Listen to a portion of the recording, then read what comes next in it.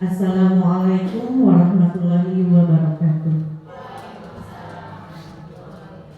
Alhamdulillahirabbil alamin wa bihi nasta'inu ala umuri dunya waddin wa ala alihi wa sahbihi ajmain. Amma ba'd. Yang terhormat Ibu Kepala SDN 5 Panjalu, yang saya hormati Dewan Guru SDN 5 Panjalu. Pertama-tama marilah kita panjatkan puji syukur kehadirat Allah Subhanahu wa Ta'ala. Dengan rahmat dan hidayahnya kita bisa berkumpul di tempat ini dengan keadaan sehat walafiat.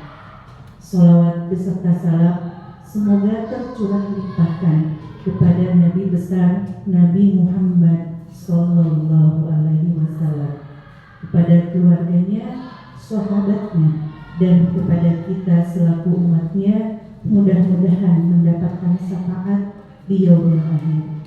Amin ya rabbal alamin. Ibu Kepala Sekolah yang saya hormati, rekan-rekan guru yang saya hormati, saya mengucapkan terima kasih yang tak terhingga karena sudah terlaksananya diseminasi aksi nyata modul 1.4. Ucapan terima kasih khususnya kepada Ibu Kepala Sekolah yang telah memberikan izin dan waktunya untuk terselenggaranya acara ini, karena tanpa ada izin dan dukungan dari beliau mungkin acara ini tidak akan terselenggara dengan lancar. Kepada rekan-rekan guru, terima kasih yang tak terhingga karena telah meluangkan waktunya untuk mengikuti acara diseminasi ini. Yang perlu di garis bawahi bahwa di sini saya bukan untuk mengajari ibu guru semua, karena saya percaya dengan pengalaman dan masa kerja yang sudah lama, banyak praktek-praktek yang sudah dilaksanakan dan disiplin positif yang telah dilaksanakan di SDN 5 Panjalu, terutama Ibu Kepala Sekolah adalah sosok guru penggerak yang nyata dalam perjalanan SDN 5 Panjalu. Mohon izin di sini kami saudara bahasa Sunda nama sanes bade mamatahan menjadi kamarinya Bu. Di sini kita berkolaborasi bukan untuk mentransfer ilmu. Saya berdiri di sini karena memang tugas dari CGP untuk melaksanakan diseminasi apa-apa yang telah saya pendapati pelatihan CGP ini untuk disampaikan, didiseminasikan kepada teman-teman semua. Untuk mengefektifkan waktu susunan acara yang akan kita laksanakan, yang pertama adalah pembukaan, kedua sambutan tunggal, ketiga pemaparan diseminasi aksi nyata modul 1.4, keempat tanya jawab, dan 5 tutup. Untuk mengefektifkan waktu, marilah kita buka acara ini dengan mengucapkan basmalah bersama-sama agar mendapatkan rahmat dan hidayahnya dan kita mendapatkan ilmu yang bermanfaat sehingga dapat diaplikasikan kepada siswa-siswa kita. Marilah kita mengucapkan basmalah bersama-sama. Bismillahirrahmanirrahim. Acara selanjutnya yaitu sambutan dari Ibu Kepala Sekolah kepada Ibu, kami persilakan. Bismillahirrahmanirrahim. Assalatu wassalamu ala asrofil anbiya'i wal mursalin wa ala alihi wa sahbihi ajma'in. Amma ba'du. Pertama-tama mari kita panjatkan puji dan syukur atas berkat rahmat dari Allah Subhanahu wa Ta'ala, kita semua mendapatkan sehat walafiat, nikmat iman dan Islam, sehingga pada hari ini bisa berkumpul bersama dalam kegiatan diseminasi.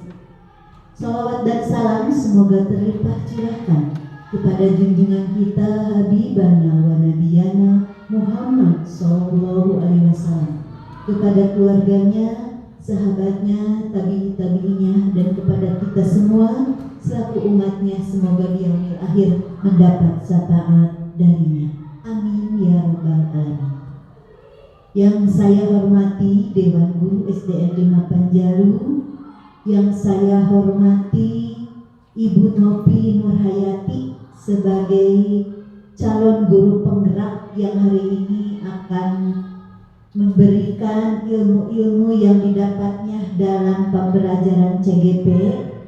Terima kasih atas waktunya menyempatkan untuk hadir dalam kegiatan hari ini di sela-sela kesibukan mengajar, di sela-sela kepenatan. Ibu masih bisa untuk tetap belajar sepanjang hayat, dimanapun, kapanpun, dan dengan siapapun. Terima kasih atas kebaikannya. Hanya Tuhan yang Maha Esa yang mampu membalas dengan kebaikan yang lebih banyak, lebih tinggi, dan lebih indah.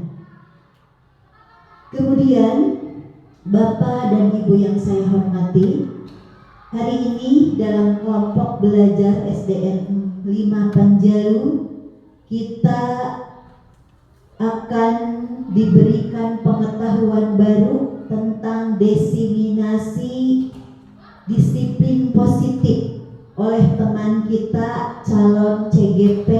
Mudah-mudahan ilmu yang akan diberikan kepada kita bermanfaat dan dapat diterapkan di lingkungan kelasnya masing-masing. Pendidikan untuk menjadikan anak-anak siswa yang berkarakter tentu saja perlu dengan pembiasaan-pembiasaan. Ibu Nopi sebagai tugas dari CGP hari ini akan berperan sebagai pemimpin pembelajaran, sebagai penggerak komunitas, sebagai coach bagi guru yang lain, dan sebagai penanggung jawab kolaborasi bersama dalam kelompok belajar di SDN 5 Panjalu. Mari kita bergerak bersama, tergerak hati nuraninya dan mampu menggerakkan orang lain. Bagaimanapun hebatnya disiplin positif digembor-gemborkan oleh pemerintah, tetapi kalau dirinya sendiri tidak mampu merasa tergerak, semuanya itu tidak akan ada artinya. Maka mari kita tanamkan disiplin, artinya kita semua mampu memiliki ketaatan dan mampu mengendalikan diri agar tetap mematuhi aturan yang ada serta membentuk pribadi yang lebih tertata tanpa adanya paksaan. Orang-orang yang sukses terlahir dari orang-orang yang hidupnya disiplin.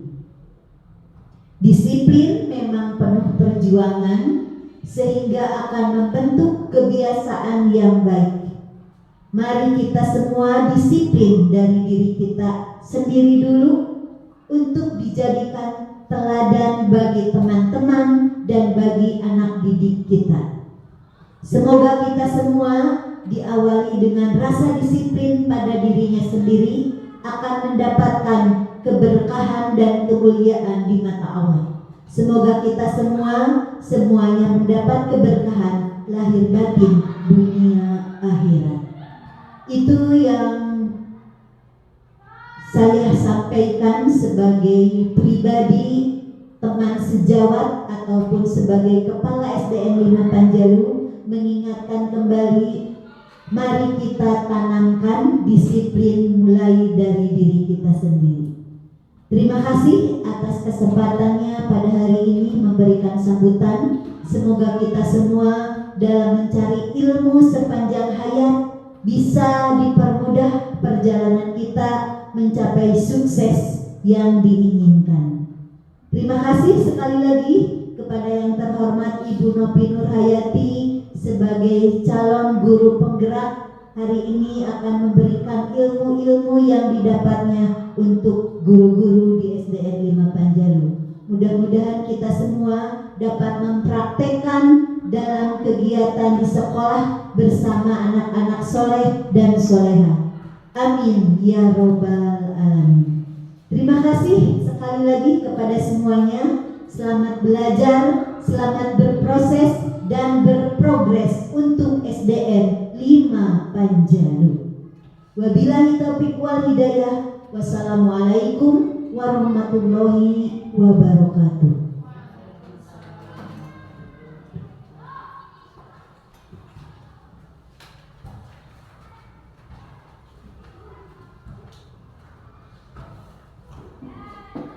Terima kasih kepada Ibu Kepala yang sudah menyampaikan sambutannya. Saya jadi lebih semangat dan termotivasi dari sosok Ibu sebagai Kepala Sekolah memberikan tuntunan dan contoh yang real dalam kenyataannya di SDN 5 Panjalu. Ibu, ini kegiatannya serius tapi santai ya. Jadi bahasanya juga gado-gado, biasa bahasa Sunda, bahasa ini bukan transfer ilmu, tapi kita berkolaborasi, berdiskusi tentang budaya positif di sekolah kita.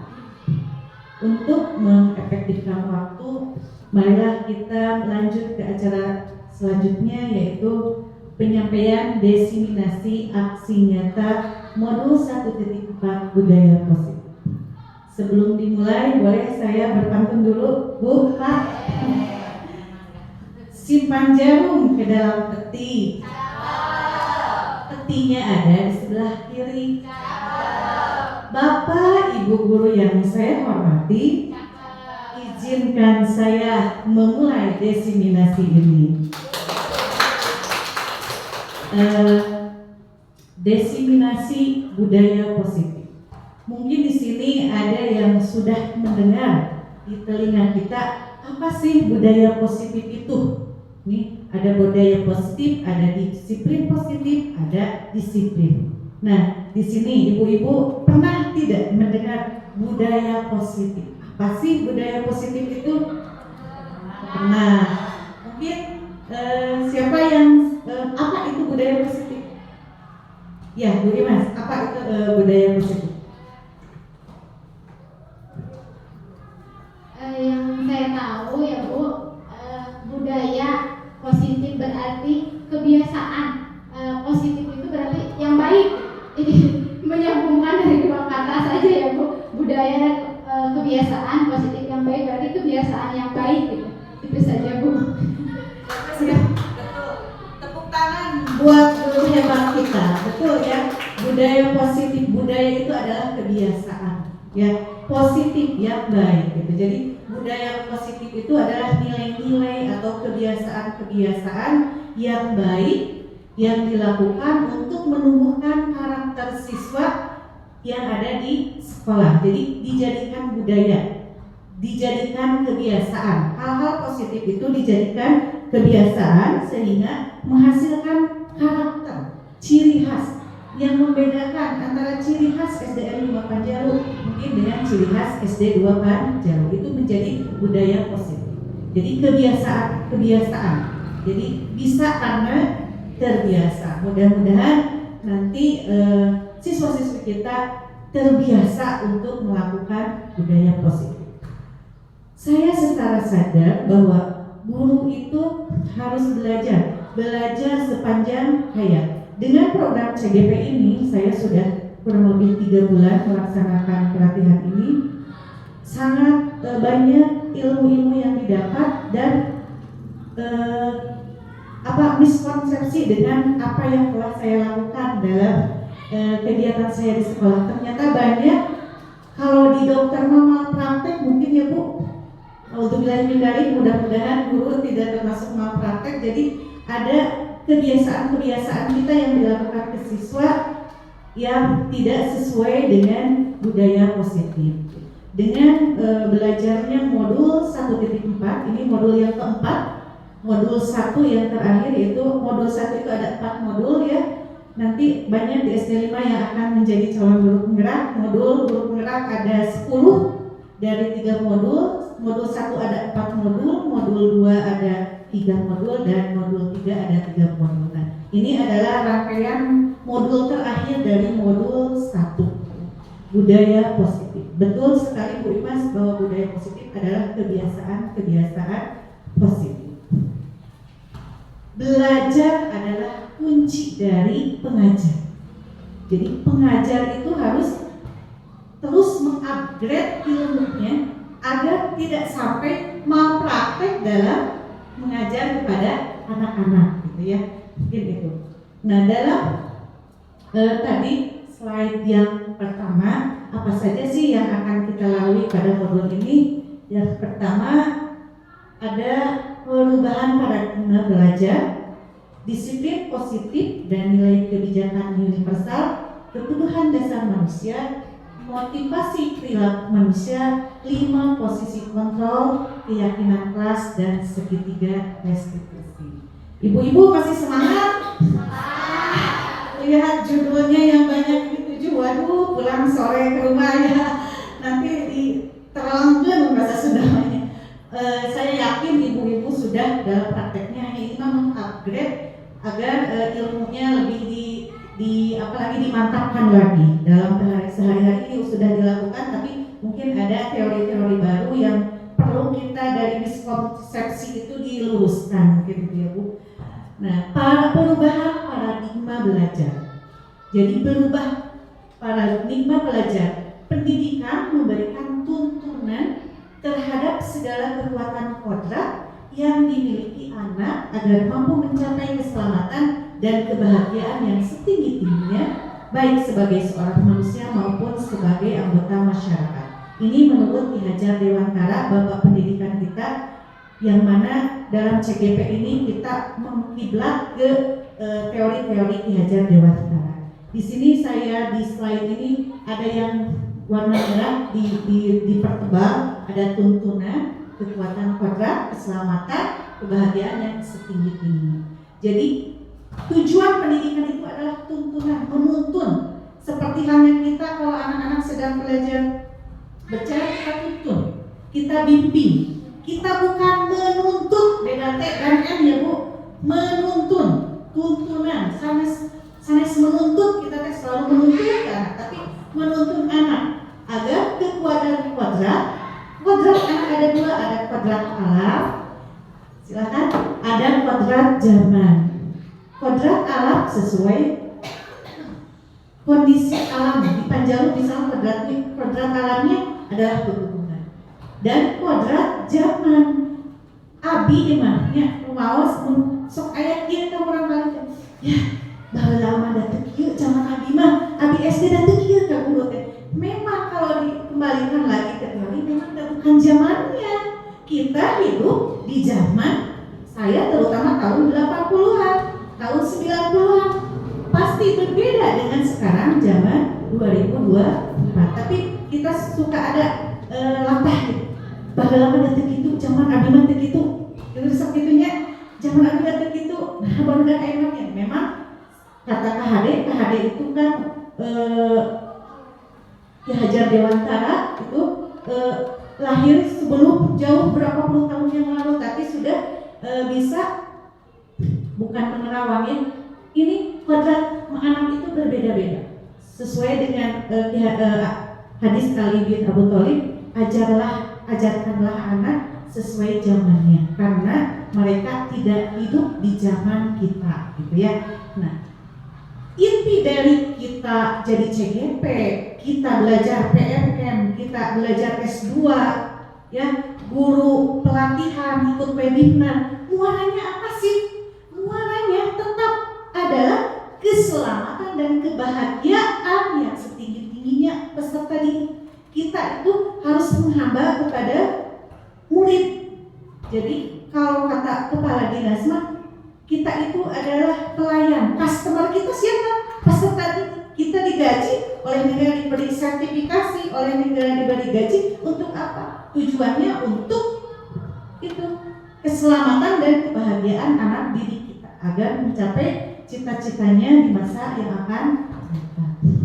Kalau diibaratkan menurut teori KHD, Ki Hajar Dewantara itu di CGP KHD gak bisa Ki Hajar Dewantara itu bahwa guru itu diibaratkan seperti petani. Petani itu menanam padi. Petani banyak. Petani di Ciater menanam padi, di Cimendong menanam padi, tapi hasilnya berbeda. Petani menanam padi pertama Pak mengolah tanahnya. Tanahnya yang gersang, kenapa bisa padinya jadi baik? Karena mengolah tanahnya itu dengan baik. Tanahnya diolah, dipupuk tanamannya, diberi, disemai, mun orang mengaramnya diala jukutna, ya upami aya hama disemprot pestisida. Bibit sama, tanahnya yang berbeda, kenapa bisa menghasilkan tanaman yang berbeda? Dari mana ini? Nah, seperti guru juga sama. Sekolah adalah tanahnya. Tempat bercocok tanam kita sebagai guru adalah sekolah. Bibit-bibit itu kita rawat, kita tuntun agar anak-anak didik kita tumbuh dan berkembang.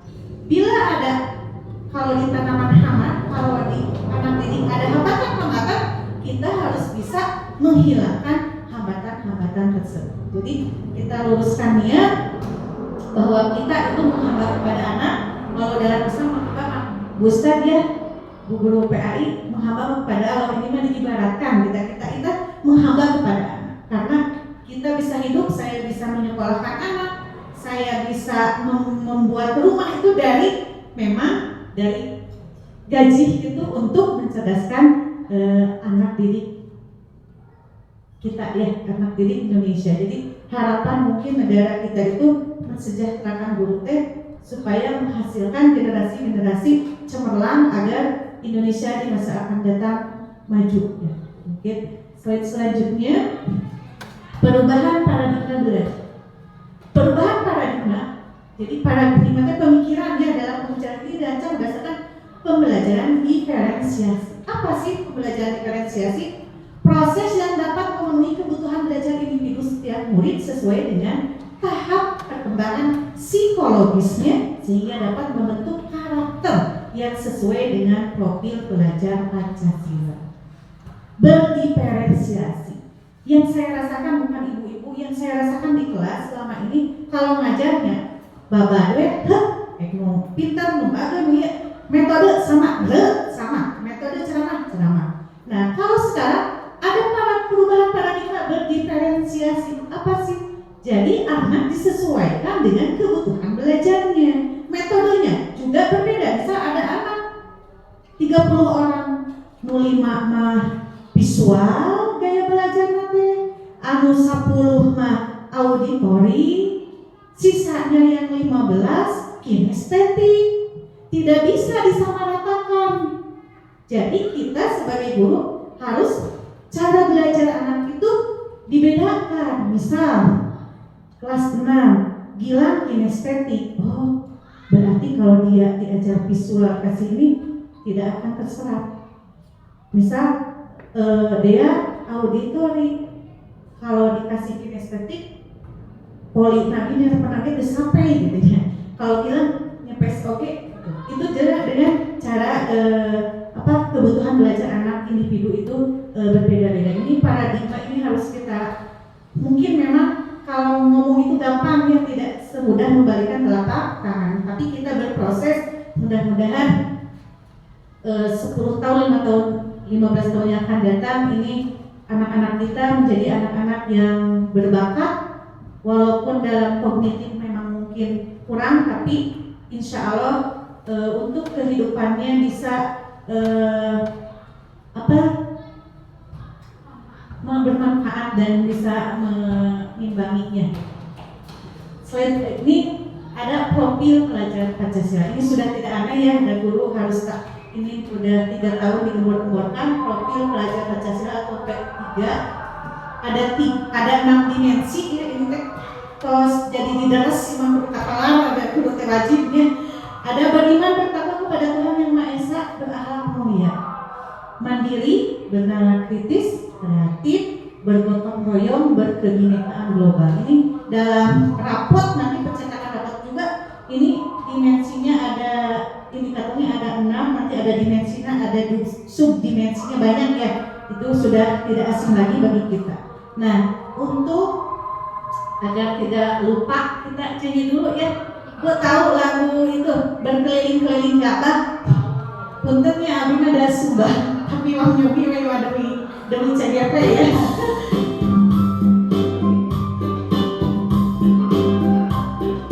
Berkeliling dan kabar ini yang adanya. Belajar Pancasila, beriman dan bertakwa pada Tuhan yang esa dan berakhlak mulia, berkebinekaan global, gotong royong mandiri, kreatif dan bernalar kritis. Pakai motor sekarang, TK. Artis kita ya, sama. Belajar Pancasila, beriman dan bertakwa pada Tuhan yang esa dan berakhlak mulia, berkebinekaan global, gotong royong mandiri, kreatif dan bernalar kritis.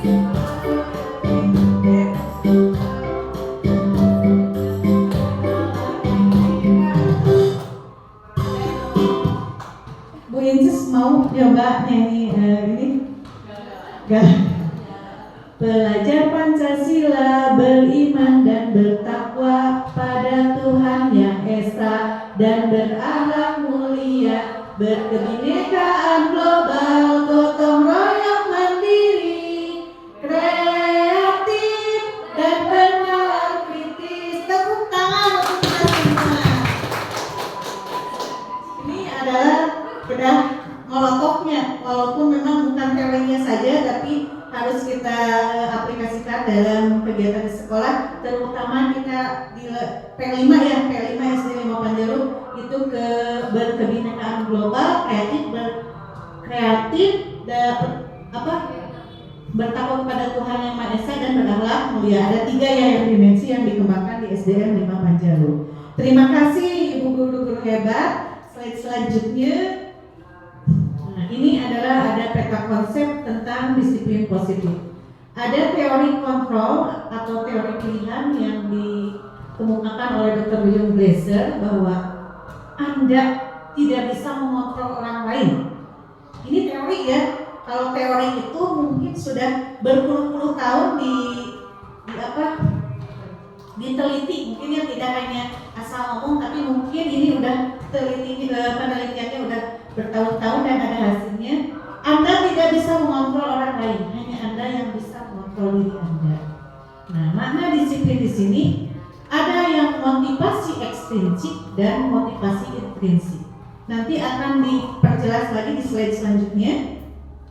Yang paling rendah itu disiplin kita itu dari motivasi intrinsik, kebanyakan yang saya rasakan mungkin ya. Disiplin teh kunaon sieun dihukum. Kunaon disiplin hoyong acis kata itu ya. Harusnya disiplin itu, makna disiplin positif itu harus dari motivasi intrinsik. Dari motivasi untuk apa? Untuk menghargai diri sendiri, bukan menghargai orang lain, tapi menghargai diri sendiri. Jadi datang dari dalam diri kita sendiri, bukan dari dorongan orang lain, bukan dari paksaan orang lain, tapi upamina Islam ikhlas, mungkin ya lebih ikhlas dari diri kita. Tuh teori motivasi itu yang ada 3, ada untuk menghindari hukuman, untuk mendapatkan imbalan, untuk menghargai diri sendiri. Nantinya akan menghasilkan nilai-nilai kebajikan universal dan akhir ada keyakinan kelas.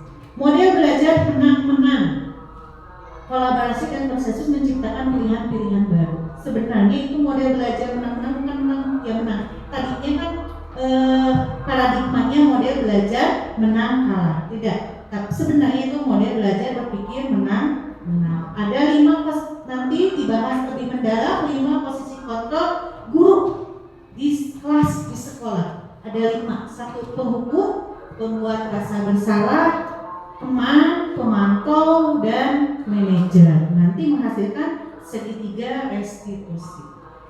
Realitas bahwa kebutuhan kita berbeda, karena tadinya paradigmanya bahwa kebutuhan kita sama, padahal kebutuhan kita itu berbeda. Kita berusaha memahami pandangan orang lain tentang dunia. Setiap orang memiliki gambaran berbeda. Nah, ini nanti ada 5 kebutuhan dasar manusia. Ingin disayang, bertahan hidup, kasih sayang, ya, penguasaan, kesenangan, dan kebebasan. Nah, untuk lebih memperdalam lagi, slide selanjutnya tentang slide selanjutnya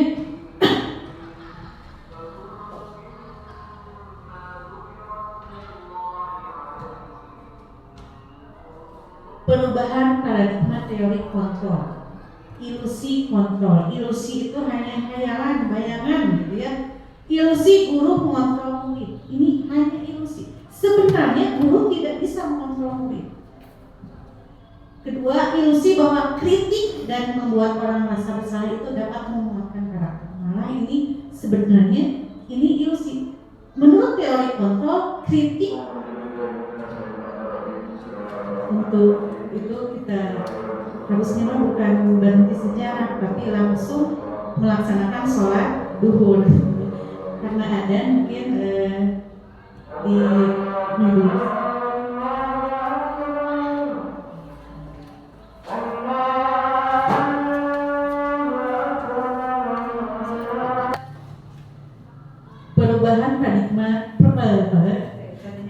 perubahan paradigma teori kontrol, ilusi kontrol, itu tadi ilusi guru mengontrol murid. Jadi sebenarnya ini hanya ilusi itu khayalan, bohong, ya. Sebenarnya yang betul itu adalah guru tidak bisa mengontrol murid. Ilusi bahwa kritik dan membuat orang merasa bersalah dapat menguatkan karakter. Nah, malah ini adalah membuat jadi anak itu minder. Ini adalah gagal, ya.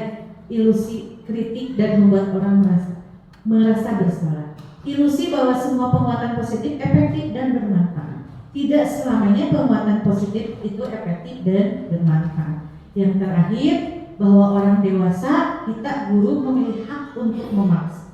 Ini ilusinya. Sebenarnya itu orang dewasa atau guru tidak memiliki hak untuk memaksa.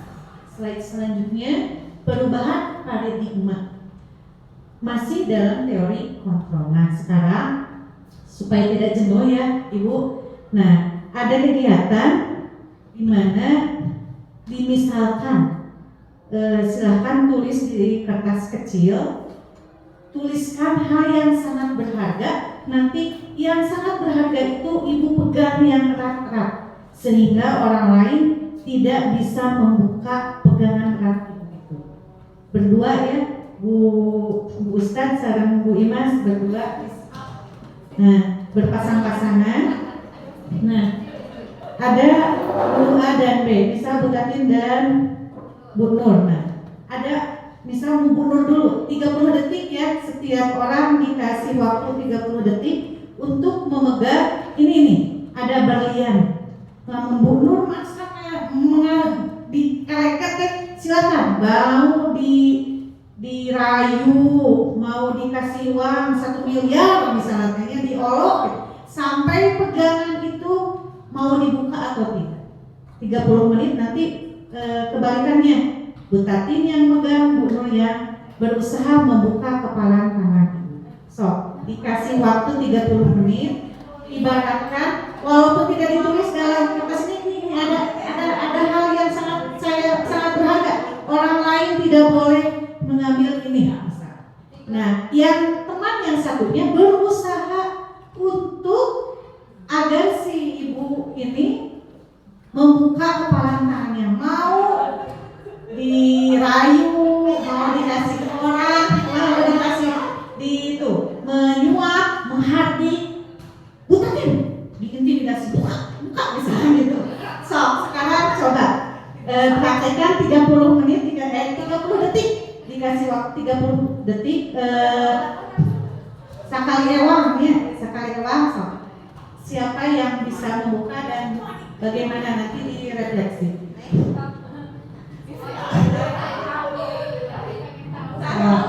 Silakan, boleh siapa saja, Bu Ani sama Bu Yeti sebangku sekali ewang. Ya, bapak-bapak tanya rencananya. Tidak ditulis juga nggak apa-apa, langsung ibaratkan ada apa di kepala tangan ini. Nggak ditulis juga boleh. Yo, sila pintar melawat biasa. Tidak perlu mendetil dalam. Bebas berbentuk apapun, berlian 5 miliar di tangan bersama atau ceknya dilolong sama nggak harus dianggap berharga.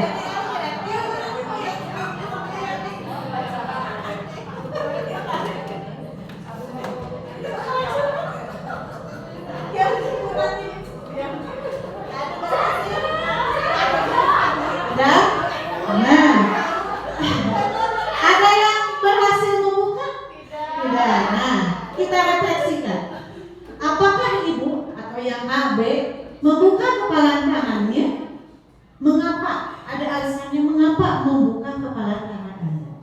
Yang kedua, apakah Anda atau B menutup kepala tangan Anda? Mengapa? Apa alasan Anda atau B tetap menutup kepala tangan Anda? Nah, dalam kegiatan ini sesungguhnya siapa sih yang bisa memegang kendali atau kontrol untuk membuka atau menutup kepala tangan? Coba ada yang bisa. Bu Yeti bisa membuka, apa sih alasan membuka? Bu Adi kekeh yang Abi jadi buka-buka, apa alasan? Nah, dari yang membuka maupun yang menutup, apa sih sesungguhnya yang memegang kendali atau kontrol itu siapa? Nah, betul. Kata Bu Mantri betul sekali. Tepuk tangan buat Bu Mantri. Nah, yang mengontrol atau kendali, yang memegang kendali itu diri sendiri. Muka karunya dari anik masih 5 miliar padahal itu dengan 500.000 dibuka. Nah, ada dibuka, kenapa alasannya? Mungkin itu udah lebih menggiurkan misalkan ya. Ada yang kekeh walaupun 100 rupiah dari mana mau dibuka kalau kekeh. Nah, ini yang memegang kendali adalah diri sendiri, walaupun dirayu, diintimidasi, dikasih uang tetap dikontrol. Seperti anak juga sama. Kalau anak bisa kita kontrol, anak itu nurut ke kita. Mereka yang kan kita yang mampu mengontrol dia, tapi memang mereka memberikan dirinya untuk dikontrol oleh guru. Ada alasannya motivasinya anak? Mungkin karena takut dihukum, guru prima misalnya, atau karena ingin mendapatkan perhatian, mendapatkan uang, jadi sesuai dengan kebutuhan dasarnya alasannya. Jadi yang memegang kontrol tetap diri kita sendiri. Slide selanjutnya Bu El. Paradigma teori kontrol. Dalam stimulus kontrol seorang orang lain dapat kita kontrol. Ya budaknya bisa dikontrol, itu hasilnya tuh kita. Dapat kita kendalikan sehingga kita dapat mengubah seseorang menjadi apa yang kita inginkan. Tetapi pada teori kontrol sangat bertolak belakang. Sesuatu yang sedang kita kontrol sebetulnya tidak dapat kita kendalikan, karena yang dapat mengontrol adalah dirinya sendiri, bukan orang lain. Begitu juga peserta didik, gitu ya. Semangat ibu-ibu, masih semangat? Nah, ada yang merubah tadinya stimulus respon jadi ke teori kontrol yang lebih teori yang seharusnya itu yang teori kontrol. Stimulus responnya realita kebutuhan kita sama, padahal realitasnya kebutuhan kita itu berbeda. Setiap anak ngajarkan matematika, ajarin kita ada sama kebutuhan anak membuat ilmu, padahal realitanya tidak sama, berbeda. Semua orang melihat hal yang sama. Setiap orang memiliki gambaran yang berbeda. Sebenarnya kita mencoba membawa orang lain agar berpandangan sama dengan kita, padahal kita berusaha memahami pandangan orang lain tentang dunia. Ya. Perilaku buruk dilihat sebagai suatu kesalahan. Dalam teori kontrol, melakukan perilaku buruk itu mungkin karena memiliki tujuan. Orang lain bisa mengontrol saya, stimulus responnya, padahal hanya Anda yang bisa mengontrol diri Anda. Saya bisa mengontrol orang lain, Anda tidak bisa mengontrol orang lain.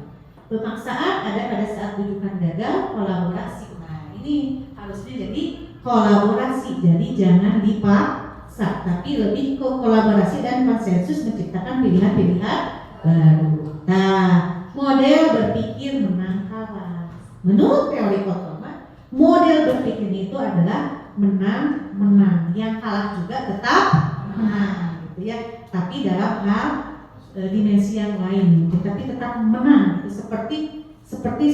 Seperti misal anak saya dengannya lomba.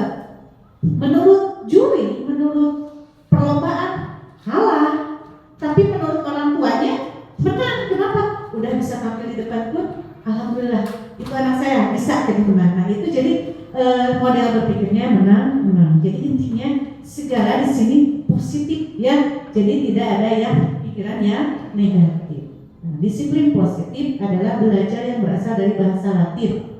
Disiplin mengacu pada disiplin diri. Nah, dari disiplin positif ini paradigmanya, bukan paradigma ya, kebanyakannya kita kalau disiplin itu dikaitkan dengan aturan-aturan, dikaitkan dengan ketidaknyamanan, dikaitkan dengan paksaan. Itu disiplin. Kalau disiplin positif mah pendekatan menerapkan disiplin diri. Jadi timbul dari dalam diri, timbul dari motivasi intrinsik.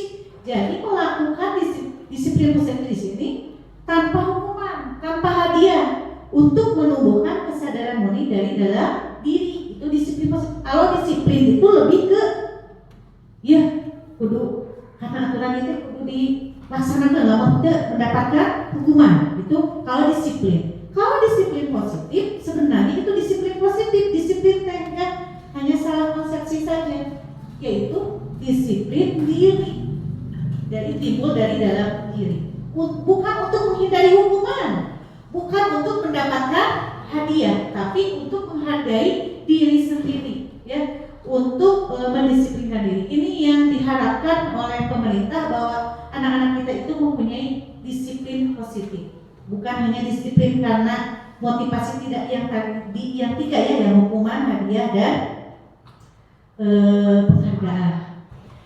Sebagai pendidik kita harus bisa menuntun agar tercipta disiplin positif pada siswa-siswa. Nah, di sini misal manakah motivasi yang paling kuat mendasari anak? Nah, ini yang kita lakukan dalam kehidupan sehari-hari. Misal kita ke sekolah pagi-pagi, apakah karena disiplin positif atau passion ibu kepala sekolah gitu kan? Kita datang ke sekolah kan, jadi bagaimana kan? Yang motivasi mana yang kita refleksi diri sendiri ya, melakukan misal pagi-pagi ke sekolah, aduh udah Bu Martina 6:30 sieun Bu Marti terus ayah abi guru. Nah, apakah memang sadar dari diri kita sendiri gitu ya, atau karena ingin dipuji oleh kepala sekolah atau lingkungan?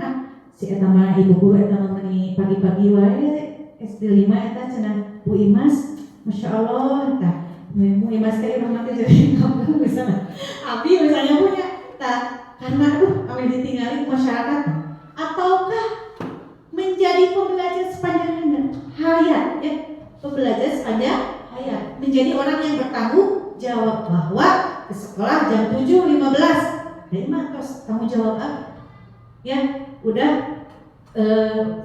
nanti tanggung jawab saya datang dari diri sendiri. Jadi jangan hanya ingin karena hukuman atau karena hadiah atau ingin dipuji ya, tapi harus timbul dari diri sendiri. Nilai-nilai kebajikan. Nah, konsep yang selanjutnya nilai-nilai kebajikan ini ya tadi timbul dari disiplin positif. Yang universal itu adalah menyeluruh tanpa adanya unsur syarat sebagai pondasi perilaku dalam menjalankan hidup dan kehidupannya. Nah, nilai-nilai kebajikan itu tadi yang profil belajar Pancasila. Ada 6 ya. Ini harus tahu kita sebagai guru, minimal teorinya, nanti prakteknya sambil berjalan. Beriman dan bertakwa kepada Tuhan Yang Maha Esa dan berakhlak mulia, berkebinekaan global, bergotong royong, mandiri, benar kritis, atau yang terakhir 6 kreatif. Nah, tadi kebutuhan dasar manusia itu ada 5 tadi. Kebutuhan dasar adalah sesuatu yang dibutuhkan manusia baik jasmani maupun rohani. segala tindakan yang dilakukannya semata-mata untuk memenuhi kebutuhannya. Nah, ada 5 dasar. Yang pertama bertahan hidup, memang yang haleueut, acuk, rumah, kesehatan itu bertahan hidup. Kasih sayang dan rasa diterima, penguasaan, kebebasan dan kesenangan. Nah, ini adalah dasar manusia. Setiap manusia membutuhkan ini. Kebutuhan dasar, bukan ini kebutuhan primer, bukan kebutuhan sekunder. Setiap orang ingin mempunyai kebebasan. Setiap orang ingin disayangi. Setiap orang ingin merasa diterima. Bertahan hidup, ya.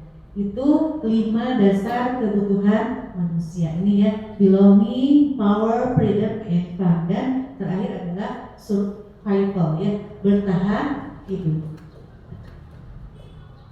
Motivasi perilaku tadi sudah dibahas secara sepintas bahwa motivasi itu ada 2, ada motivasi intrinsik, ada motivasi ekstrinsik. Ini ke motivasi manusia. Kita lebih ke peserta didik. Motivasi peserta didik ada 2, sama ya. Intrinsik itu berakar dari kesadaran diri untuk melakukan perilaku baik sesuai norma yang berlaku. Ini dari dalam diri. Nah, yang diharapkan itu adalah motivasi intrinsik. Kalau tadi motivasi disiplinnya karena takut atasan, disiplinnya karena ingin mendapatkan uang, itu adalah motivasi ekstrinsik untuk menghindari hukuman, untuk mendapatkan penghargaan. Nah, ini ada hukuman, ada konsekuensi, ada restitusi, ada penghargaan. Ini kelewat penghargaannya.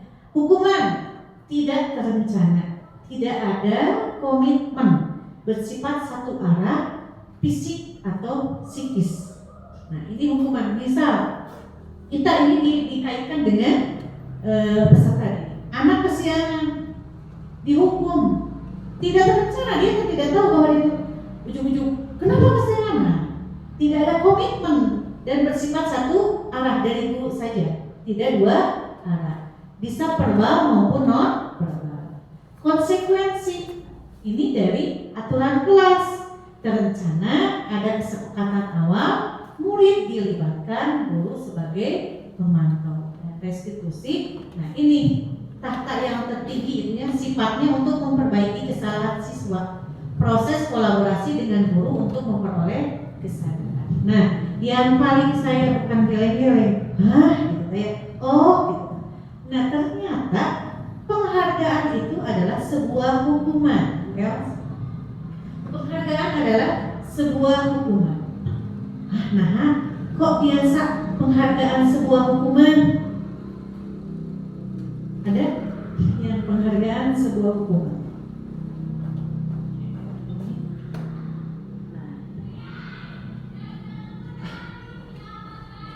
Penghargaan menghukum. Tercengang pas kadang penghargaan kumaha.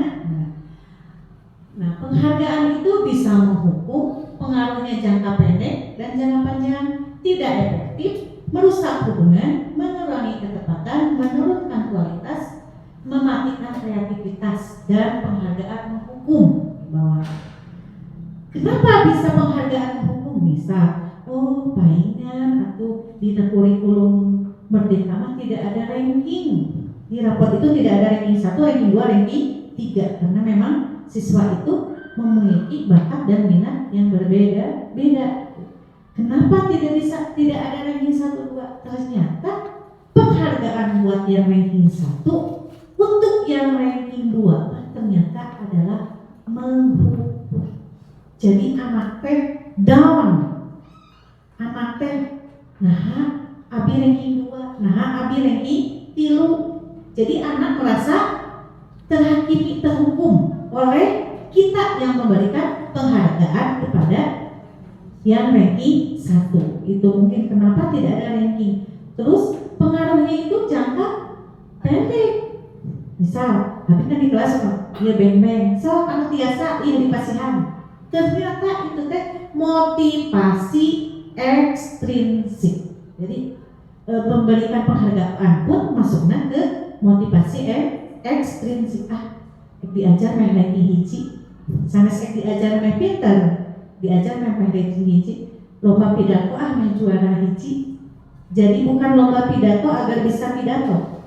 Ya, matematika main menang beng-beng tuh, biasa atau main istirahat di payung. Nah, itu adalah motivasi ekstrinsik. Motivasi ekstrinsik ini adalah motivasi yang rendah. Harusnya motivasinya menghasilkan motivasi yang intrinsik. Penghargaan merusak hubungan. Di hubungan antara ranking hiji dan ranking 2 bisa hubungan rusak, saling godok-godokan ya. Jadi merasa tidak dihargai, tidak efektif. Ini di satu sisi. Tidak semua mungkin ya. Di satu sisi itu penghargaan itu bisa bertumbuh. Next. Selanjutnya ada pertanyaan. Nah, ibu-ibu kita jawab bersama ya agar tidak jenuh. Ibu nuntut tante jenuh. Nah, coba kita ada soal, bukan soal, ini pernyataan ini. Mencatat 100 kali di dalam buku kalimat, dengan di dalam buku kalimat saya tidak akan terlambat lagi karena terlambat ke sekolah. Nah, ini termasuk konsekuensi atau hukuman? Coba. Hukuman. Coba klik hukuman. Nah, ternyata ini adalah konsekuensi. Kalau hukuman kan tidak terencana, searah guru hukum. Kalau konsekuensi mah tadi ada kesepakatan. Ya, tadi mungkin hasil kesepakatan. Terus dua arah kalau konsekuensi mah ada hukum. Lari mengelilingi lapang basket 2 kali karena terlambat hadir di sekolah. Ini konsekuensi apa hukuman?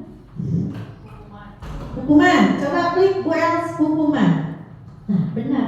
Karena tidak ada hubungannya, Bu Els, udah tidak ada hubungannya antara lari dengan tadi apa? Terlambat sekolah. Hubungan anak lari sama terlambat sekolah. Ya, mungkin konsekuensinya yang salah.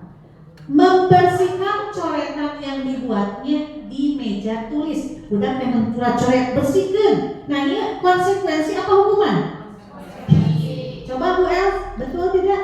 Nah, betul. Ya, alhamdulillah sudah ngerti berarti.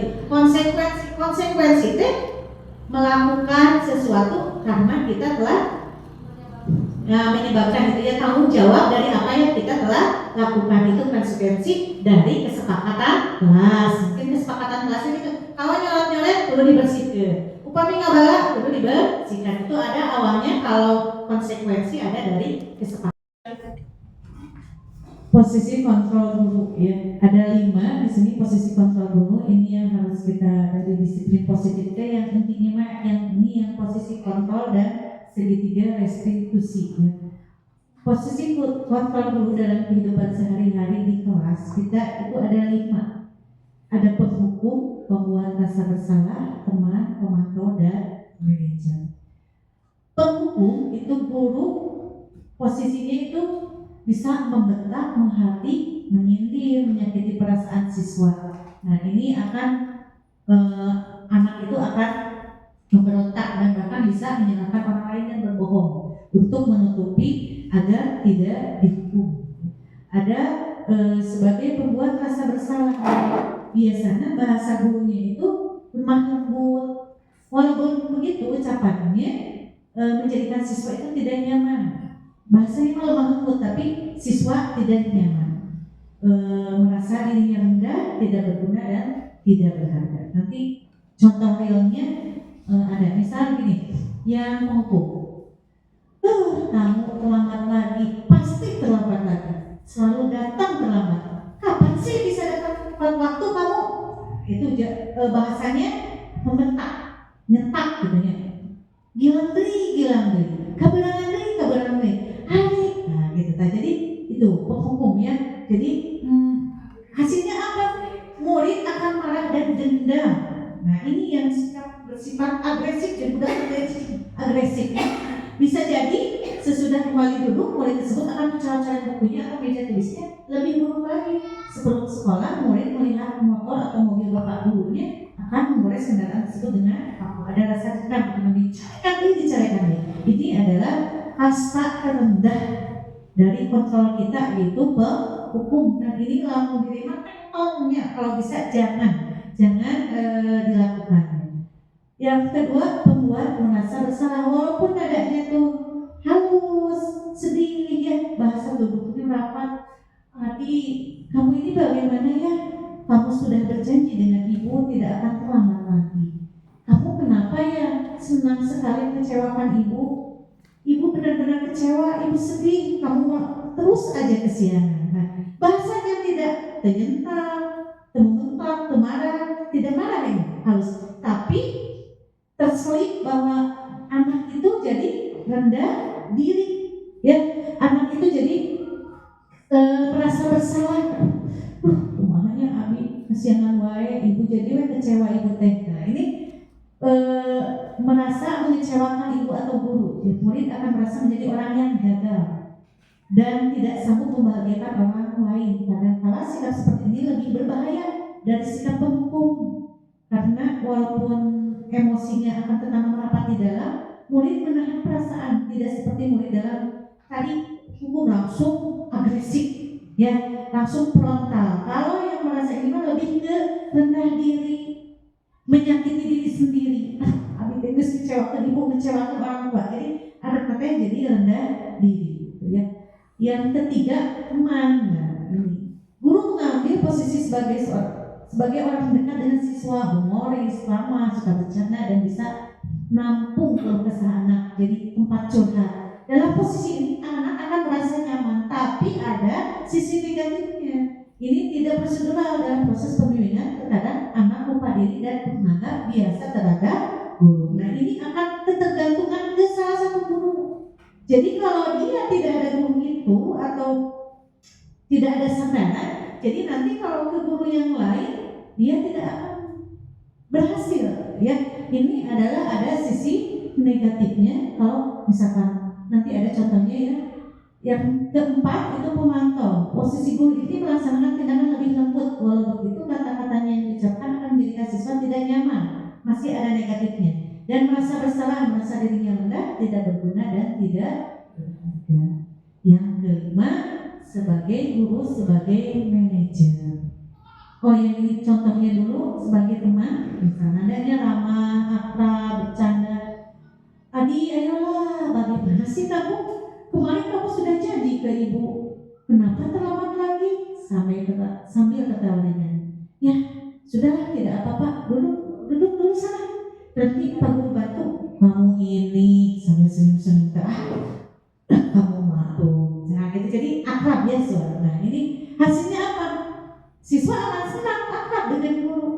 Ya, ini termasuk hal yang positif. Hanya saja di sisi negatifnya, murid menjadi ketergantungan pada guru tersebut. Bila ada masalah, dia merasa bisa mengandalkan guru tersebut untuk membantunya. Akibat lain dari posisi teman, hanya akan berbuat sesuatu bila yang menyuruh itu guru tersebut, dan belum tentu berlaku yang sama dengan guru atau orang lain, karena kita tidak bisa selamanya mendampingi kan. Tidak nanti anak kalau di sekolah guru itu kan banyak ya. Nah, ini ada sisi positif dan sisi negatifnya. Nah, sebagai pemantau dan yang terakhir sebagai manajer. Nah, guru di posisi ini memberikan arahan, bimbingan dan dukungan kepada siswa untuk mempertanggungjawabkan setiap tindakannya, juga memberikan arahan untuk menemukan solusi dari suatu permasalahannya. Ini menuju ke segitiga restitusi. Jadi di posisi kontrol guru ini, manajer adalah kasta tertinggi. Jadi kalau kita sudah bisa menjadi guru sebagai seorang manajer, kontrol kita kepada anak-anak itu sudah mencapai kasta tertinggi. Nah, nada suara tulus, bahasa tubuh tidak kaku, mendekat ke murid. Contohnya gini, Adik, apakah kamu mengetahui jam berapa sekolah dimulai? Tahu Pak, jam 7. Ya, jadi kamu terlambat. Kira-kira bagaimana kamu akan memperbaiki masalah ini? Saya bisa menanyakan teman saya Pak untuk mengerjakan tugas yang tertinggal. Baiklah, itu bisa dilakukan. Apakah besok waktu lagi ke sekolah? Tidak Pak, saya bisa hadir tepat waktu. Kata guru, baik, saya hargai usahamu untuk memperbaiki diri. Nah, pada posisi manajer ini, suara guru tulus, tenyungkun, tidak marah, yang tidak suaranya tertinggi, tengah bentak-bentak, tergorokan, tapi nanti kaburangan lain, atau cangkeng di natapak, lancangan seolah menyesal, tampak sedih, bersenang gurau untuk yang teman merupakan dia sebagai teman murid itu. Jadi bukan pemukul, bukan merasa bersalah murid, bukan sebagai teman dan pemantau, tapi sebagai manajer. Fokus ada pada murid. Jadi murid menemukan solusi untuk permasalahannya. Guru hanya memfasilitasinya gitu. Nah, ini ada contoh yang murid kesiangan ini nanti segitiga restitusi saja. Nah, selanjutnya, ini contoh penerapan ritme kontrol guru. Kasus siswa yang kesiangan, misalnya ada siswa yang kesiangan. Kalau guru itu sebagai posisi penghukum, lari 5 putaran lapangan, itu hukum ya, lari, sok lari, gitu. Hubungan kesiangan dengan silakan Pak Guru nanti. Yang kedua, posisi sebagai memberi rasa bersalah, membuat rasa bersalah. Kamu lagi. Sudah berapa kali ibu peringatkan, jangan kesiangan lagi. Ya. Kalau posisi sebagai teman, kasus kesiangan sama, ayolah ikuti peraturan sekolah ya, nak. Buat ibu bangga. Lain kali jangan berbuat seperti itu lagi ya, nak. Nah, itu sebagai teman. Nah, kalau posisi kontrol sebagai pemantau, kamu sudah melanggar peraturan sekolah dan tahu konsekuensinya, jangan diulangi lagi ya. Ini yang tahta tertinggi, posisi manajer. Apakah kamu tahu kesalahan kamu? Nah, ditawas lah. Namun kesalahan peraturan sekolah apa yang kamu langgar dihubungkan dengan kesepakatan kelas yang telah dibuat. Bagaimana kamu akan memperbaikinya? Jadi anak yang memecahkan solusinya. Misalnya, Abi mau main HP dulu, masak alarm misalkan anak. Jadi bukan guru yang memberikan solusi. Terus nanti ada yang lebih diperjelas lagi di segitiga restitusi. Ini contoh video penerapan segitiga restitusi anak yang kesiangan. Boleh Ibu sambil dimakan gitunya, santai aja ya Bu. Yang itu yang papai.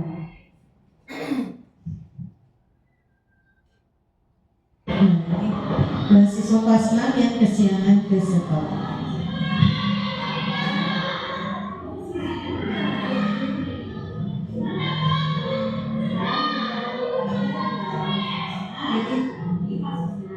Jadi di sini guru tidak langsung menanyakan alasan-alasannya di depan semua murid. Jadi tidak menghakimi anak di depan teman-temannya, tapi dipanggil ke kantor.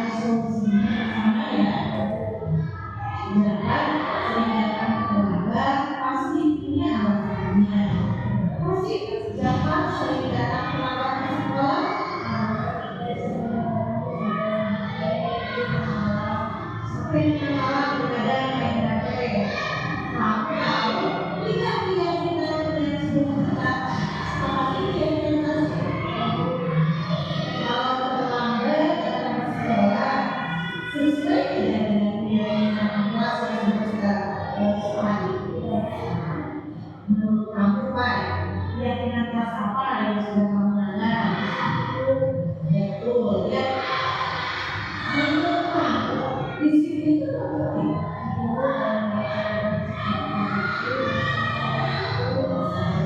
Baik, mempelajari waktu itu sangat penting ya, sangat berat.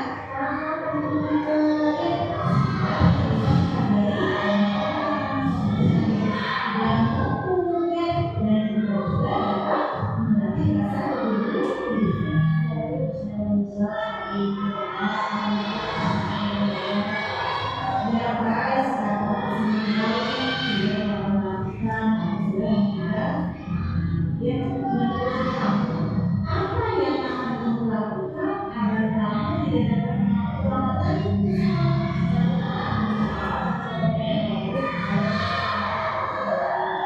Alhamdulillah, baik, sekarang kamu sudah menemukan solusinya dan itu akan bekerjasama dengan orang tua kamu agar kamu tidak terlambat lagi dalam sekolah.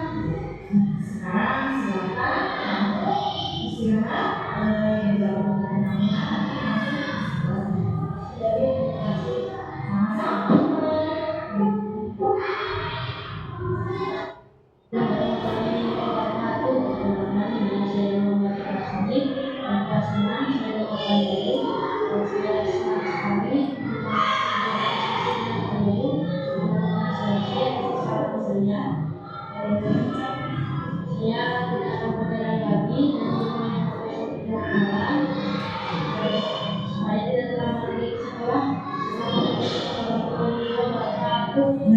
intinya kalau manajer itu jadi anak mencari solusi sendiri dan tidak menjudge langsung kesiangan kamu. Nah, jadi ditanya dulu nanti ada segitiga restitusi, ada validasi kesalahan, ada solusinya gimana. Itu contoh sebagai manajer. Yang selanjutnya pembentukan keyakinan kelas. Berupa pernyataan universal dibuat dalam pernyataan positif. Pernyataannya positif, mudah diingat, sesuai kondisi di kelas, dibuat oleh guru dan siswa. Jadi agar disiplin itu dapat terlaksana dengan baik, disiplin positif, nah kita buat dulu di awal tahun ajaran itu keyakinan kelas masing-masing. Jadi keyakinan kelas ini kenapa sih keyakinan kelas bukan peraturan kelas? Nah, kalau peraturan kelas, peraturan sekolah itu dibuat oleh sekolah, oleh dewan guru. Jadi peraturannya satu arah, mau tidak mau ya, tata tertib kelas. Kalau melanggar mendapatkan sanksi. Itu satu arah dari guru. Kalau keyakinan kelas itu adalah hasil kesepakatan antara siswa dengan murid. Jadi anak udah tahu seperti di kelas 6, buat keyakinan kelas ini setiap anak dikasih post-it untuk apa sih sekolah kelas impian kalian, kelas impian kelas nanti bagaimana? Ada yang pengen bersih bu, kalau guru menerangkan jangan main bola di kelas itu ditulis. Nah nanti dari kesepakatan itu disepakati oleh semuanya. Bila ada yang melanggar, nanti ada bukan konsekuensi ya, tahu bahwa dia sudah melanggar kesepakatan kelas. Jadi ujungnya bukan menghukum ya, karena kembalikan lagi kepada kesepakatan kelas. Kesepakatan kelas ini tidak bisa relevan gitu, bisa diganti. Oh ini sudah tidak relevan nih kesepakatannya, bisa diganti, bisa ya.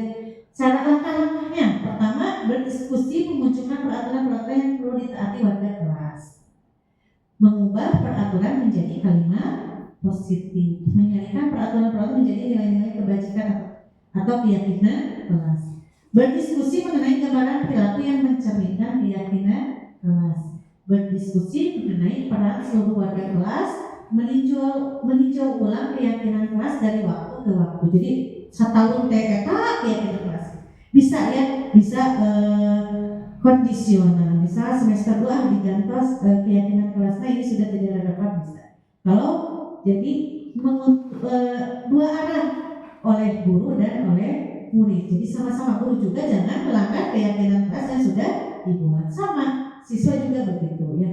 Itu keyakinan kelas. ini ada bukan permasalahan, pernyataan. Ini termasuk keyakinan kelas, termasuk apa? Selalu kembalikan buku ke tempatnya. Dilarang mengganggu orang lain. Hadir di sekolah 15 menit sebelum pembelajaran dimulai. Ini peraturan kelas. Peraturan yang harus ditaati di kelas. Nah, kita ubah ke keyakinan kelas. Kalau ini satu arah hasil rapat dewan guru, kita buat ke keyakinan kelas. Keyakinan kelas itu adalah kalimat positif dan mudah diingat. Jadi kata-katanya juga tidak panjang ya. Selalu kembalikan buku ke tempatnya, berarti tanggung jawab. Tidak hanya mengembalikan buku, di sini tanggung jawab. Tanggung jawab itu kan luas, universal. Tidak hanya berarti kalau misalkan membuang sampah tidak pada tempatnya, tanggung jawab tidak. Sampai nanti kalau akan melanggar ya dideskripsikan ke anak bahwa selalu kembalikan buku ke tempatnya, itu tanggung jawab universal, lebih luas. Tapi kata-katanya positif dan mudah diingat. Dilarang mengganggu orang lain, menghormati orang lain. Hadir di sekolah 15 menit, itu peraturan. Keyakinan kelasnya berkomitmen menghormati orang lain. Dilarang melakukan kekerasan, itu keselamatan. Dilarang menggunakan, misal kalau di SD misalnya merokok, itu kesehatan. Bergantian atau menunggu giliran menghormati orang lain. Gunakan masker, keselamatan dan kesehatan.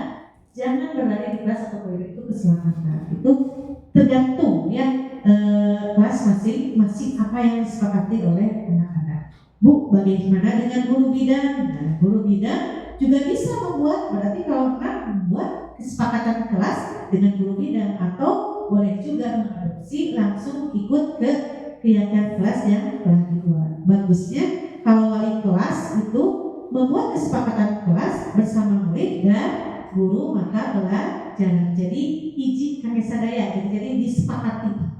Di sini kalau yang melanggar guru, misal saya kelas 6 membuang sampah, apakah melanggar kesepakatan guru? Melanggar sama. Jadi sama-sama di sini ya. Jadi kesepakatan kelasnya dibuat. Sekarang segitiga restitusi. Segitiga ayat tilu, segitiga restitusi. Apa sih segitiga restitusi itu? Proses menciptakan kondisi bagi peserta didik untuk memperbaiki kesalahannya sehingga mereka bisa kembali pada kelompoknya dengan karakter yang lebih kuat. Prosesnya kolaboratif, anak yang mencari solusi untuk masalahnya.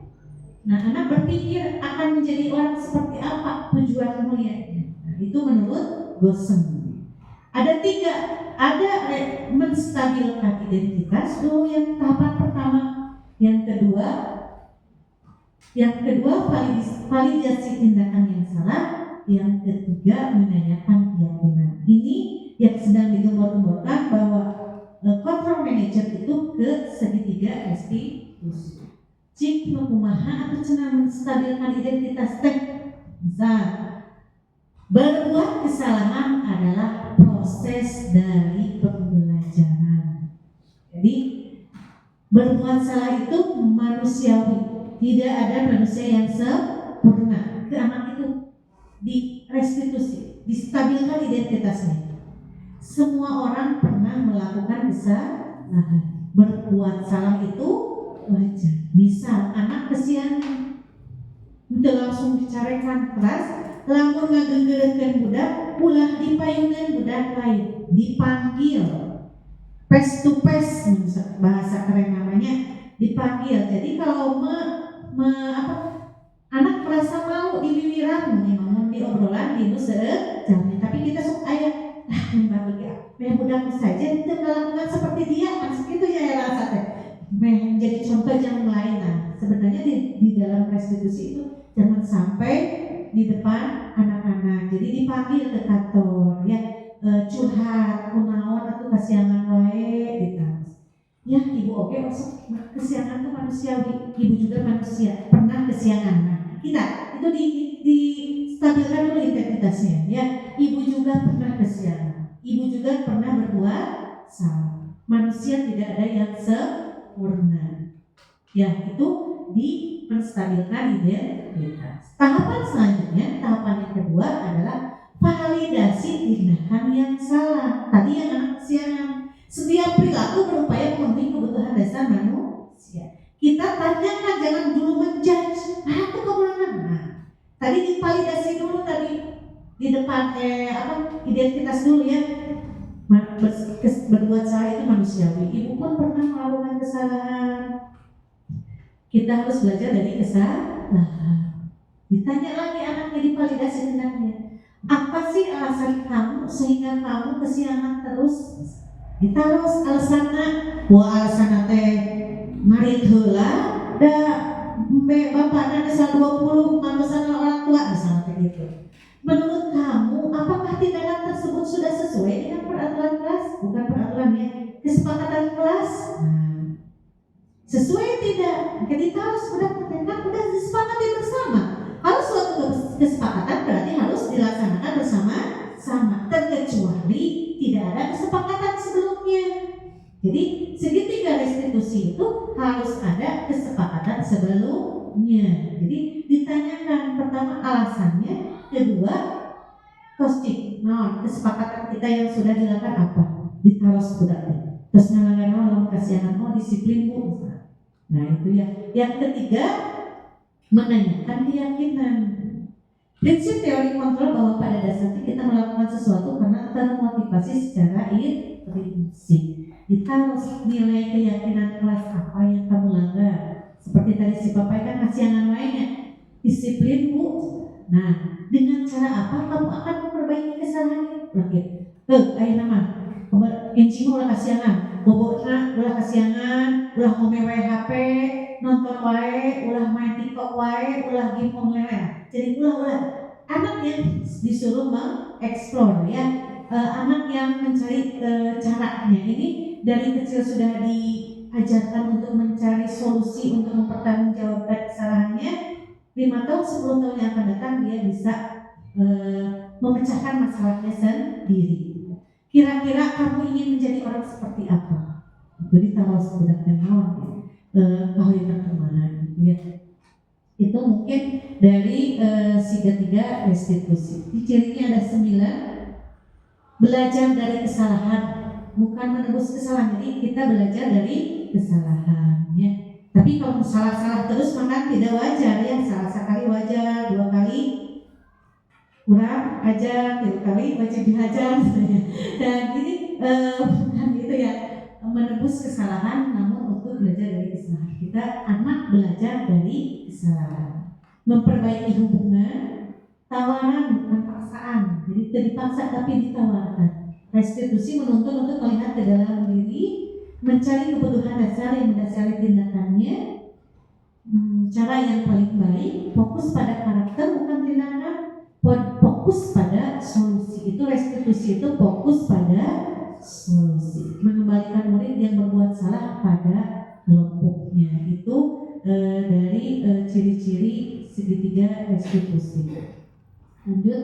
Nah ini dari 5 kontrol tadi, guru itu sebagai apa? Amat penghukum. Betul. Kedua, bersalahnya, merasa bersalah. Ketiga, teman. Keempat, pemantau. Kelima, manajer. Tepuk tangan untuk guru-guru hebat dari Kota Jawa. Nah, ini ada pernyataan. Saya kecewa sekali dengan kamu. Nah, ini masuk kontrolnya kemana? Memberi rasa bersalah. Kecewa, ya. Cikgu, kecewa aku kasihan kemarin. Nah, ini guru sudah memberikan kontrol rasa bersalah. Kamu tidak pernah benar melakukannya. Ini lebih ke penghukum. Ayolah, lakukan demi ibu. Teman, bisa ya. Apakah kamu tahu konsekuensi atas kesalahan kamu? Pemantau. Bagaimana kamu bisa menyelesaikan masalah ini? Kamu selalu saja yang terakhir. Coba betul. Nah ini betul. Berarti tepuk tangan ya. Insya Allah lah. Semoga ya.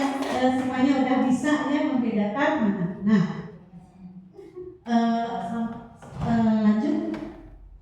Nah, ini hukuman. Identitas gagal, ada identitas sukses. Kalau kita menjadi posisi kontrol penghukum, anak identitasnya menuju identitas gagal. Alhamdulillah ini.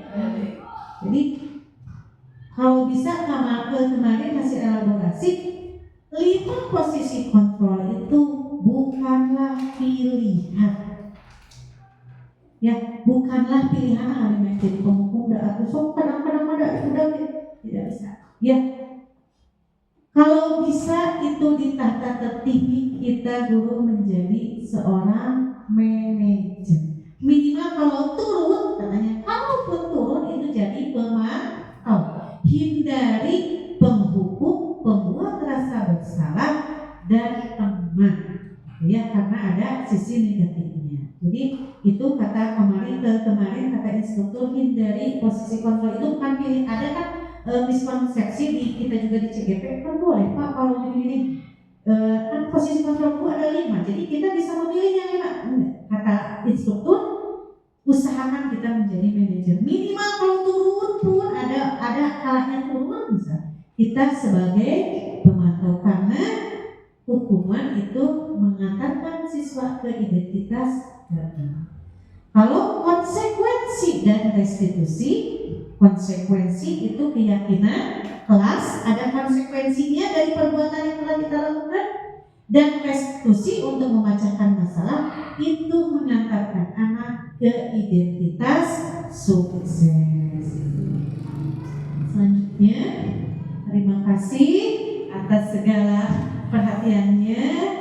Untuk breakingnya nanti dilanjut ya ibu-ibu, karena waktu sudah menunjukkan jam 1, kita belum melaksanakan sholat zuhur. Mungkin itu yang bisa saya sampaikan. Namun sebelum ditutup ada sesi tanya jawab, mungkin ada yang bisa menambahkan, bisa bertanya, saling aja sharing ya. Kalau saya tidak bisa menjawab, silakan teman-teman kita diskusi. Ada 10 menit untuk sesi diskusi. Mungkin ada dari rekan-rekan guru yang mau menambahkan, memperkuat apa-apa yang telah tadi disampaikan, atau ada keluhan, ada curhatan. Mumpung kita ada ibu kepala yang di sini, alhamdulillah ibu terima kasih dari awal sampai akhir sudah membersamai kami di sini. Terima kasih yang tak terhingga. Sebelum ditutup, apabila ada rekan-rekan guru yang mau bertanya atau menambahkan, kita curhat aja ya di sini, curhat oma gitu ya. Silakan kepada rekan-rekan ada, atau sudah cukup? Oh iya, Ibu Ices mana mau narasman? Bismillahirrahmanirrahim. Assalamualaikum warahmatullahi wabarakatuh. Terima kasih Ibu atas waktu yang diberikannya. Kemudian mohon izin bertanya untuk Ibu Novi. Mohon penjelasannya lebih rinci kembali mengenai perbedaan disiplin dan disiplin positif. Mungkin itu saja pertanyaan dari saya. Mudah-mudahan jawabannya bisa memuaskan, penjelasannya bisa pencerahan untuk kita semua, khususnya untuk saya sendiri. Wassalamualaikum warahmatullahi wabarakatuh. Terima kasih kepada Ibu Ani. Boleh, misal ada yang mau menambahkan tadi apa pertanyaannya? Apa bedanya antara disiplin dan disiplin positif? Saya coba menjawab ya, pasti tidak akan puas ya. Mudah-mudahan tidak puas karena agar kita belajar terus menggali-gali. Karena saya juga kan baru CGP Bu, belum lulus. Kalau di ini mah masih mahasiswa yang lagi PPL ya, perlu bimbingan. Masih dalam tahap belajar dan aplikasinya di sekolah pun belum maksimal ya, karena masih tahap belajar. Nah, disiplin dan disiplin positif. Disiplin yang kita tahu, disiplin itu adalah peraturan ya, peraturan yang harus kita lakukan yang harus kita laksanakan. Jadi disiplin itu lebih ke memaksa, lebih ke ketidaknyamanan, ya. Nanti ujung-ujungnya ke hukuman, ke konsekuensi. Itu disiplin, ya. Kalau disiplin positif itu tadi seperti telah dijelaskan di depan bahwa disiplin positif itu meningkatkan kesadaran siswa dari dalam, dari intrinsik. Jadi anak itu melakukan hal-hal baik itu bukan karena motivasi dorongan penghargaan atau takut hukuman. Itu disiplin positif. Jadi lebih ke tumbuh dari dalam diri anak gitu. Kalau disiplin itu lebih ke takut hukuman atau mendapatkan penghargaan melakukan sesuatunya. Kalau disiplin itu jadi lebih digarisbawahi lebih dari intrinsik, motivasinya intrinsik, sehingga menghasilkan karakter yang positif. Ya, penerapannya itu dari mana? Dari kesepakatan kelas antara guru dan siswa. Itu jadi lahirnya disiplin positif itu dari kesepakatan guru dan siswa. Kalau disiplin dalam ini lebih ke peraturan sekolah gitu ya. Jadi satu arah, mau tidak mau anak harus patuh, harus turut gitu ya. Mungkin itu tidak puas, mudah-mudahan tidak puas bisa menggali lagi lebih dalam. Ada dari rekan-rekan yang mau menambahkan, mungkin Bu Imas, ya silakan. Alhamdulillah. Ya, terima kasih atas waktunya. Izin menambahkan, betul sekali apa yang disampaikan Bu Novi mengenai apa perbedaan antara disiplin dengan disiplin positif. Betul bahwa disiplin itu datangnya dari dorongan orang lain gitu ya. Dia betul sudah melakukan yang baik ya, tapi ada dorongan dari orang lain, dari eksternalnya gitu, sehingga dia melakukan hal yang baik. Nah, kalau disiplin positif itu dia melakukan yang baik, namun datangnya sadarnya dari diri sendiri. Itu yang kita harapkan untuk semua peserta didiknya. Jadi disiplin positif, bukan hanya disiplin saja, ya. Jadi ketika sudah disiplin positif, berarti semua keluarga sekolah sudah sadar akan suatu perbuatan yang harus dilakukan dengan baik datangnya dari diri sendiri. Cukup mungkin sekian penambahan dari saya. Assalamualaikum warahmatullahi wabarakatuh. Terima kasih Bu Imas, sangat jelas sekali ya. Terima kasih penambahannya. Ada dari yang lain rekan-rekan? Oh iya, Bu, mau menambahkan Bu? Supaya nanti kayak Bu Novi, saya mau bertanya berdasarkan paparan tadi ya, yang terkait dengan cara menumbuhkan budaya positif adalah dengan menerapkan kesepakatan kelas atau membuat kesepakatan kelas. Nah, bagaimana cara atau teknik penerapannya pembuatan kesepakatan kelas, terutama saya ngajar kelas 3, itu di mana mereka masih perlu bimbingan. Salah satunya adalah membuat poin-poin kesepakatan kelas. Sedangkan dalam langkah pembuatannya kesepakatan kelas itu dibuat dalam kalimat positif. Terima kasih. Masya Allah ya, pertanyaan yang sangat berbobot ya. Mudah-mudahan saya bisa menjawabnya. Nah tadi memang kesepakatan kelas, disiplin positif itu lahir dari kita buat dulu kesepakatan kelas. Nah nanti di juri tahun ajaran baru kita buat kesepakatan kelas masing-masing. Kendalanya mungkin di kelas bawah katanya bagaimana membuat kesepakatan kelas. Karena di kelas bawah memang siswa-siswanya mungkin apalagi kelas 1 yang baru masuk sekolah baru 2 minggu udah buat kesepakatan kelas maca wecan biasa misalnya. Nah bagaimana caranya?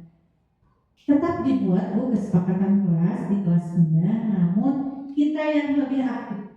Kalau di kelas atas misal kelas 6, anak-anak yang kita tidak menawarkan hanya gini nanya, apa sih kelas impian kalian? Kelas impian kalian yang bagaimana? Ya, itu ada pertanyaan pemantik. Kalau di kelas rendah memang bahasanya lebih ke anak, ya Bu. Misal kelas 1 memang ada yang belum bisa baca. Nah, kita yang mengarahkan. Misal ada berserakan makanan misalkan ya. Nah, ini makanan berserakan. Ini dalam konteks kesepakatan kelas. Kita bukan kesepakatan kelas ya misalkan. Dicontohkan langsung oleh guru. Bagaimana kalau ada sampah ini? Kita harus kumaha, kelasnya kumaha, kelasnya ke dia. Oh bu, kelasnya yang bersih. Karena anak belum bisa nulis aja. Jadi kita yang lebih aktif. Oh, kita menginginkan kelas yang bersih. Atau bisa melalui video, melalui gambar untuk anak yang belum baca. Misalnya buang sampah pada tempatnya, kita buat poster atau video walaupun anak memang belum baca. Nah, di kesepakatan kelasnya juga gambar. Ya, dipakai gambar, ada poster besar kesepakatan kelas, ada buang sampah, ada yang sedang membuat sampah. Ya, terus ada yang sedang ada animasi. Misal ada 7 kesepakatan kelas, di kelas 6 ada 7 kesepakatan yang sudah disepakati. Nah, kalau di atas enggak di tengah tuh sudah TO kan ayat gambar TO buang sampah pada tempatnya. Terus berdoa sebelum belajar, ayat dengan doa. Jadi anak dibantu dengan gambar yang di kesepakatan kelas yang dipajang di kelasnya. Terus kita yang aktif boleh kalau di kelas kita yang menanyakan boleh upami ayat sampah anu ieu kudu dikumaha gitu. Jadi kita yang aktifnya ya Bu, mungkin itu. Kalau di kelas atas memang udah bisa yang mampu anak. Kalau di kelas bawah kita yang lebih bahasanya bahasa anak dan lebih dicontohkan gitunya. Sok ayeuna upami udah dibuat kesepakatan kelas. Mun aya membuang sampah sembarangan melanggar kesepakatan berarti kita sama-sama harus buang sampah pada tempatnya atau berdoa sebelum belajar. Mungkin itu Bu, mudah-mudahan tidak puas Bu agar lebih mengeksplor lagi. Ada lagi yang mau bertanya? Mungkin karena waktu kita belum sholat ya. Mungkin ini pemaparan diseminasi yang dapat saya sampaikan sebagai kesimpulan. Yuk kita sama-sama belajar.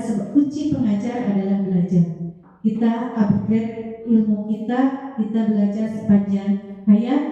Kita adalah pelayan murid, customer kita adalah peserta didik. Sebisa mungkin bagaimana kita melayani peserta didik dengan sepenuh hati, menghamba kepada murid, dan muaranya adalah murid. Jadilah guru yang dirindukan, bukan yang ditinggal, bukan yang ditanggalkan, apalagi yang ditinggalkan. Salam guru penggerak, tergerak, bergerak, dan menggerakkan. Terima kasih.